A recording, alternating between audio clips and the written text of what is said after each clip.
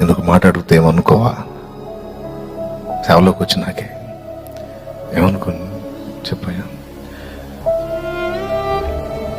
మనకిద్దరు దేవుడు ఇద్దరిని మగపిల్లల్ని ఇచ్చాడు కదా. నువ్వు అంటే చెరొకళ్ళని దత్తత ఇచ్చేద్దామన్నా.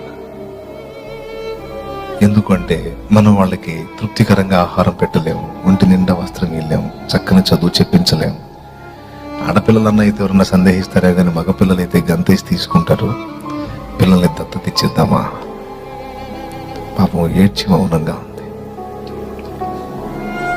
నేను ఏడ్చాను. ఎందుకు అంటే నువ్వు వేరే రకంగా అనుకోవద్దు, దేవుని పనిలో ఉన్నాం కదా.